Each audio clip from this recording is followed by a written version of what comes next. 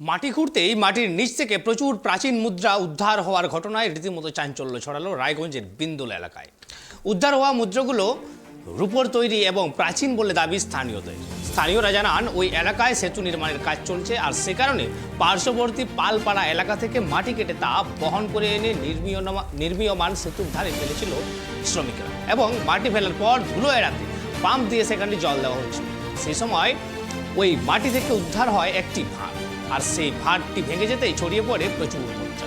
মুদ্রাগুলির মধ্যে খোদাই রয়েছে 1862 থেকে 1916 সালের সময়সীমা।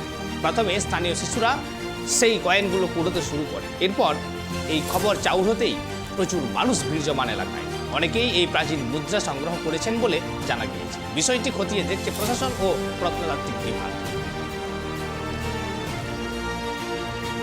আজকে সকালবেলা এই আমাদের বিন্দল বুথের আমাদের সংসদে পালপাড়া বিন্দল বুথের যে সংযোগস্থলে যে ব্রিজ হচ্ছে একটা, সেই ব্রিজের অ্যাপ্রোচ রোড তৈরি হয়ে গেছে। সাইডে মাটি দিচ্ছিল গার্ডওয়ালে, কালকে মাটি দিয়েছে। আজকে মাটিতে জল দেওয়ার জন্য মেশিন ভিড় আছে। যখন মেশিনে মাটিতে জল দিছে তখন আর কি টাকাগুলো চকচক করতেছে। এবার দেখতে হবে পুরোনো দিনের 1862, 1877, 1916 রুপোর টাকা আর কি। তো প্রচুর লোক দেখাশোনা করলে একদম লোক টাকা যে যার মতন পারে নিয়ে গেল। একটা মাটির হাঁড়িতে করেছিল আর কি, এখানে কলসি হ্যাঁ, মাটির কলসি না হাঁড়ি, ওটা কলসি না। আচ্ছা, হ্যাঁ, তো এই হচ্ছে ব্যাপার আর কি। এখন মাটি হাঁড়ি ভেঙে গেছে? হ্যাঁ, ভেঙেছে।